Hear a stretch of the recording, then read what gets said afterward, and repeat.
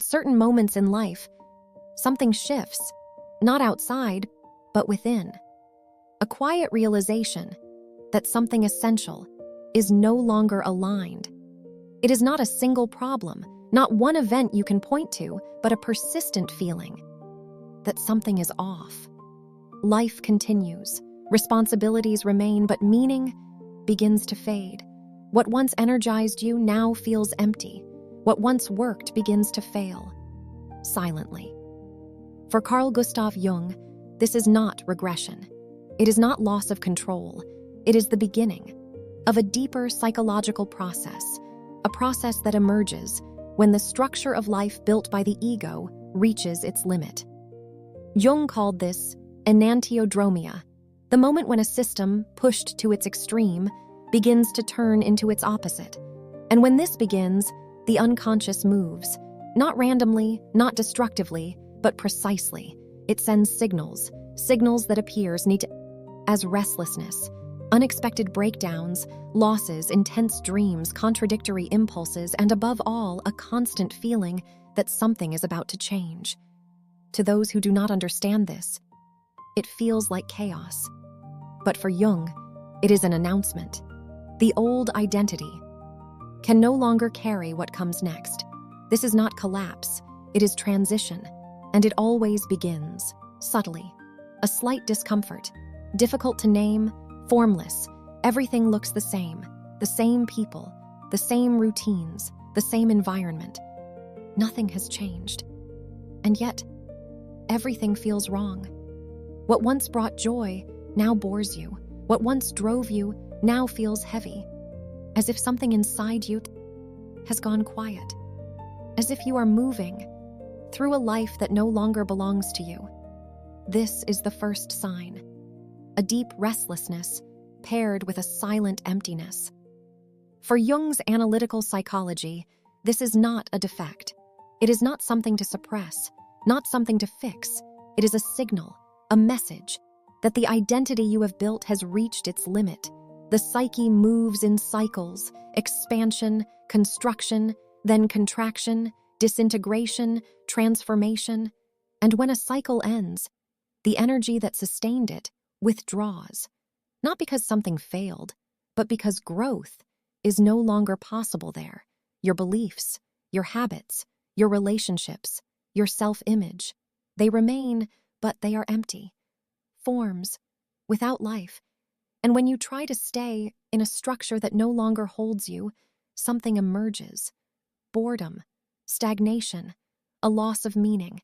No matter how much you push, nothing moves. Life runs on autopilot. The body is present, but something deeper is already gone. The spark disappears. The eyes lose their light. And what remains is the quiet discomfort of living a story that is no longer yours. And this emptiness has a rule. It cannot be filled from the outside. New places, new goals, new purchases, new people. They distract, but only briefly, because the pattern remains the same. It is like trying to start a fire with wet wood. It will not ignite, not because you failed, but because the fuel is no longer there. Your energy has already moved on. And why? Because the persona, the mask you built to function in the world, has completed its role. It gave you structure, identity, results. But now, it has become too small, too rigid, and to contain what is emerging from within. So the pressure builds, not as punishment, but as expansion. The restlessness is not failure.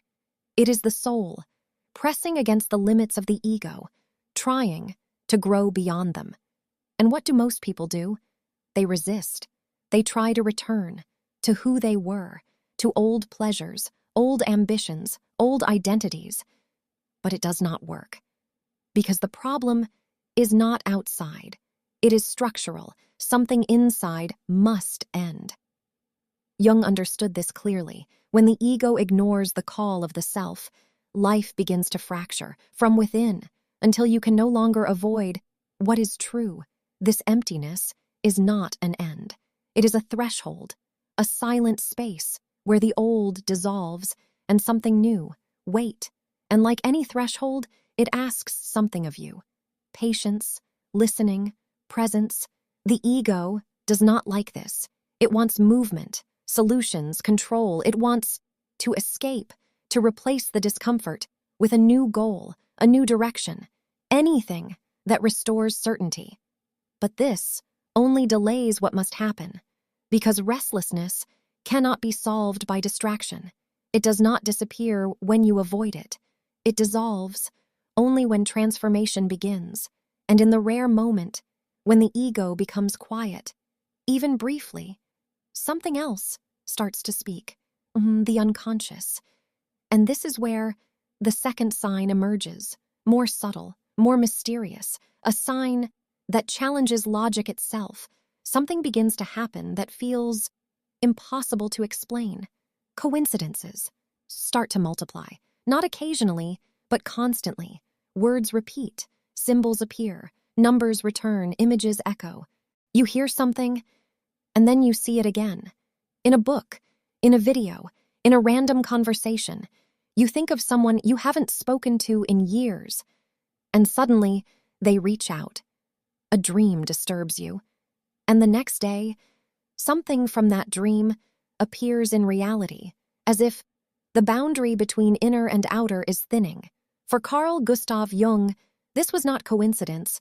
He called it synchronicity, not cause and effect, not randomness, but meaning, expressed through events, connections that have no logical link and yet carry undeniable significance, events that should be unrelated but feel deeply connected, as if something is organizing them from behind the scenes. For Jung, this meant one thing: the psyche is no longer isolated. It is in dialogue with reality itself, and the unconscious is trying to guide you, not with instructions, but with symbols, as if it is saying, "Pay attention." Something is moving, and these moments do not happen randomly. They intensify during transitions, when the old identity is breaking down and the new one has not yet formed. In this fragile space, the ego weakens, and the unconscious finds an opening, but it does not speak in language. It speaks in symbols, images, events, patterns, and this is where dreams begin to change. They are no longer random, no longer fragments of the day. They become messages, clear, intense, disturbing, dreams that stay with you, dreams that feel more real than reality. You find yourself naked in public, falling, losing your teeth, a house collapsing, someone dying. These are not accidents, they are symbols, direct expressions of what is happening within you. The house is often the psyche, its structure, its identity, and when it collapses, it is not destruction, it is exposure. The foundation is being questioned. Dreams of death are not about ending life. They are about ending a version of you, a necessary ending, before something new can begin. Because transformation never starts with addition. It begins with dissolution, and the unconscious is already at work, reorganizing, restructuring, preparing from the inside out to emerge. Dreams begin to change even more deeply. Birth, children, caves, deep oceans, snakes. These are not random images, they are archetypal movements from a deeper layer of the psyche. Something is being prepared, something that has not yet reached consciousness. And what makes it undeniable is the intensity. You wake up with your heart racing, tears in your eyes, fear, tension, a strange certainty that something has shifted. For Carl Gustav Jung, these dreams were not just symbolic, they were events, real in the deepest psychological sense, because transformation was already happening. But not everything appears in sleep. Synchronicity moves into waking life, subtle at first, small cracks, in the logic of the everyday, moments that do not fit, patterns that repeat, connections that should not exist but do. And when you begin to notice them, something changes. You cross a threshold, you step out of pure logic and into the symbolic, the mysterious. Reality itself begins to feel alive, responsive, like a mirror, reflecting something from within you, and this disturbs the ego because it suggests you are not in control, that something older, deeper is at work, the collective unconscious, shaping, guiding, pushing toward growth. And the further you move away from who you are, the more intense reality becomes, more symbolic, more chaotic, until something else begins to happen, something harder to ignore. The tools that once worked stop working completely. Your strategies, your patterns, your way of thinking, your emotional reactions, they fail. Not slowly, but abruptly, as if something has cut the connection. No matter how much you repeat them, the result is gone. It is as if life itself refuses to let you remain who you were. This is the next sign. And when it arrives, the old life begins to collapse from within. There is a moment that marks this clearly, a point of no return, when what always worked stops working. Not gradually, but suddenly, almost violently. Relationships that felt stable begin to crack. Without explanation, the ways you coped lose their power. Control, avoidance, pleasing, overthinking. They no longer protect you. The ground gives way, as if something has been pulled from beneath you. This is the third sign, the exhaustion of a constructed reality. For Jung, the psyche is not passive. It is intelligent, self-regulating, always moving toward wholeness. And when the ego becomes rigid, when it clings to one fixed identity, the unconscious begins to dismantle it, not gently, but effectively. It breaks patterns, interrupts repetition, removes certainty, takes away what felt stable. This is not punishment. It is correction, like a pruning, done by something you cannot see. Branches that no longer grow must fall, even if they once looked strong, even if they once defined you. The systems that gave you stability become obstacles, and you feel it in relationships that no longer hold, in work that once gave meaning but now repels you, in the mind that tries to control and fails. Faced with the unpredictable, and still, most people resist. They try to go back, repeat the old, rebuild the familiar, reactivate who they were, but the more they push, the more friction appears. Because what sustained you is no longer real. It was temporary, a structure whose time has ended. The unconscious has already withdrawn its energy, and when that happens, everything decays from the inside. Jung saw this clearly. The collapse is not failure. It is passage, a psychological rite of transformation. The identity you built once protected you. Now it confines you. And like any prison, it must break so something freer can emerge. But not without pain. Because the ego does not surrender easily. It would rather repeat what no longer works than accept that a cycle has ended. And this is why, when the collapse begins, many feel it in the body. Anxiety, exhaustion, sudden anger, depression. These are not random. They are reactions of a structure that is breaking. But the most common mistake is this, to believe that this is failure, personal failure, when in truth, it is necessity, the psyche trying to survive by transforming. The rational mind cannot understand this.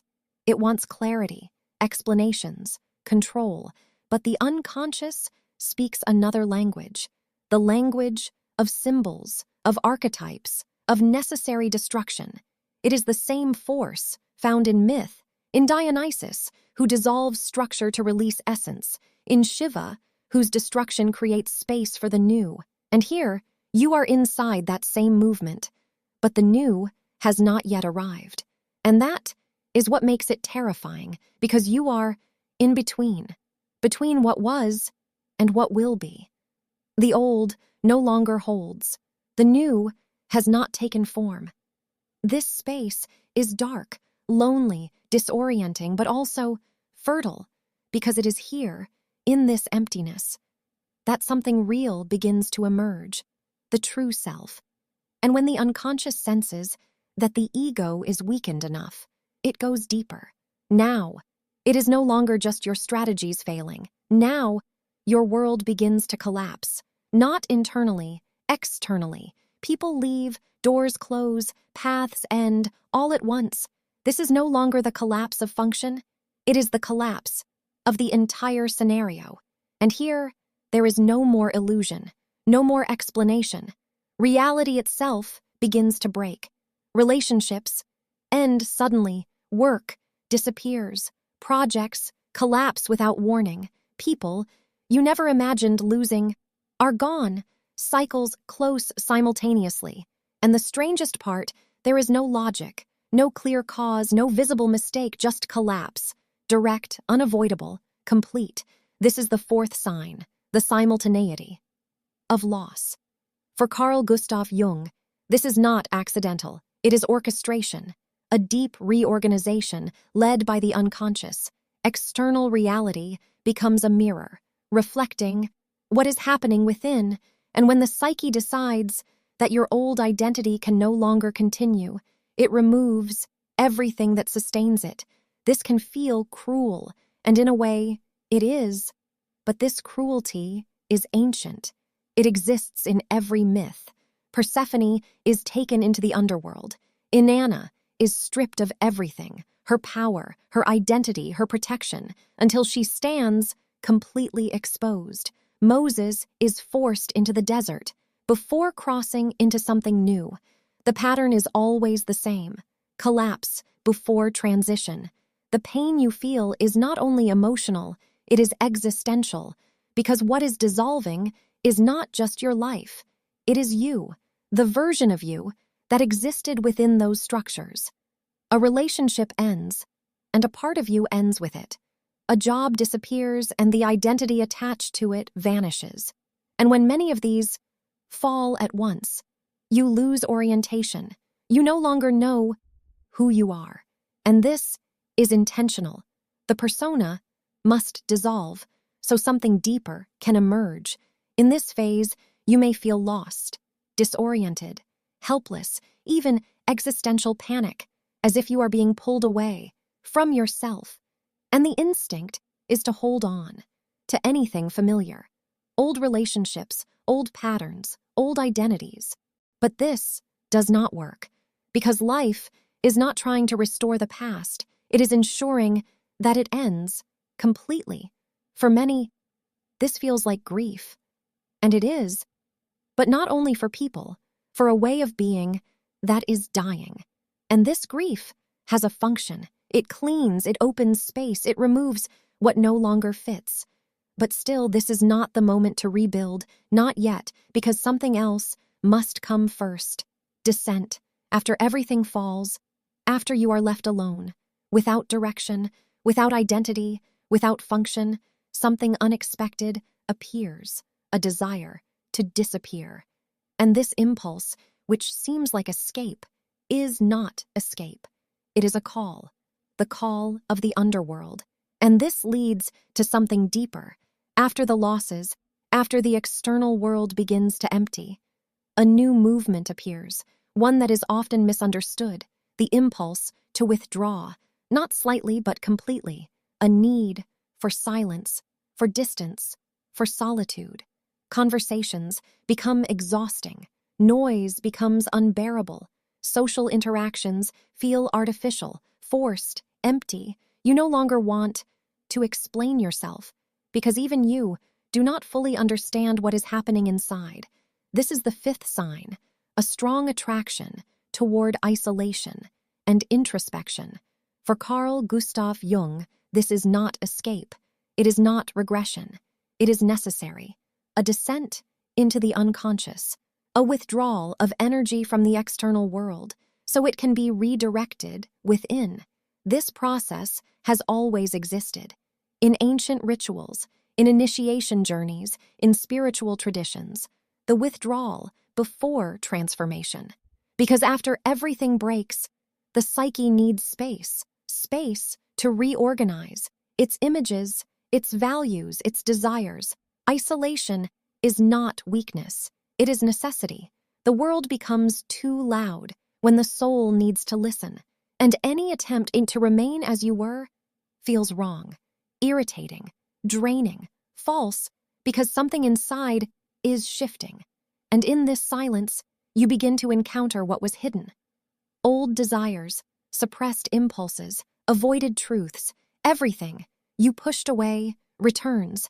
And that is why this phase feels heavy, because silence is not empty, it is full, and the ego does not like this. It is used to distraction, to defining itself, through roles, through others, through activity. And when that disappears, it panics. But this is not the end, because alongside this withdrawal, something else appears, something stronger, more unsettling, sudden impulses for radical change.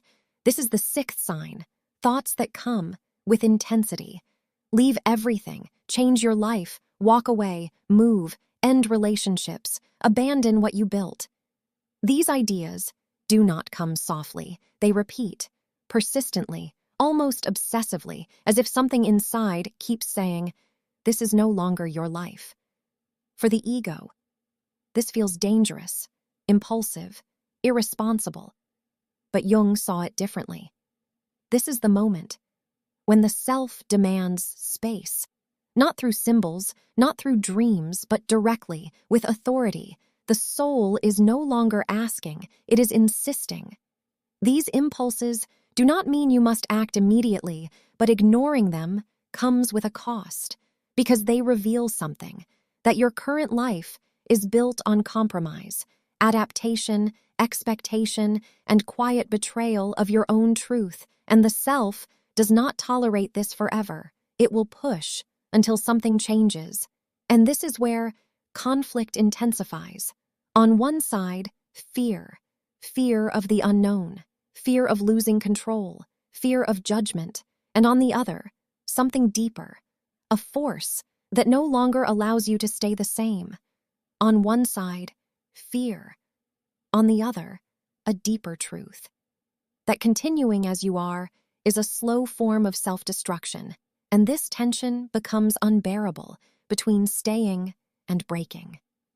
But this tension is not a mistake. It is the mechanism, the force, that pushes the decision. For Carl Gustav Jung, this was clear. If the call to individuation is ignored for too long, life decides. Crises deepen, the body reacts, relationships collapse. Change still comes, but violently, and the suffering that does not come from transformation. It comes from resistance, and this leads to the final sign, the most decisive, after the collapse, after the emptiness, after the isolation, after the urge to break free. There is a moment, quiet, almost invisible, but absolute, the moment of choice, the seventh sign, an inner knowing that there is no return. The old life is not damaged, it is over, and no matter how much you try to revive it, it no longer holds you, and still the ego hesitates. Because choosing transformation is an act of radical courage. It means letting go of everything that defined you. It means facing the possibility that who you thought you were was never the full truth. And this is where many turn back. They try to rebuild what has already ended, to return to what no longer exists. But the unconscious does not allow it.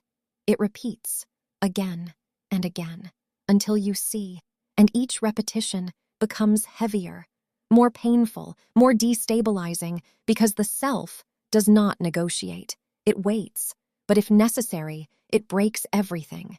And yet, there is always a choice, always, between resistance and surrender, between living against your nature or aligning with what is trying to emerge.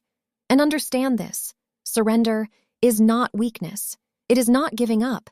It is cooperation, a conscious alignment with the force that is transforming you. It is stepping into the process, not as a victim, but as a participant. At this stage, The hardest part is done. The collapse happened. The old life ended. The unconscious spoke. Now, only one thing remains: to cross. And crossing is not about certainty. It is not about having all the answers. It is about moving into the unknown, even with fear. It is about allowing what is new to take shape. Slowly, because the new is not instant. It must be formed, gestated, lived into existence. Jung never said, "This would be easy," only that it is necessary, because those who refuse to become who they are will be destroyed by what they are not. But those who cross, those who accept, are transformed. They return with something deeper: clarity, truth, consciousness. Life does not become easier, but it becomes real, rooted, and that cannot be taken away. So if something in you recognizes this, then you already know. You are not lost. You are crossing.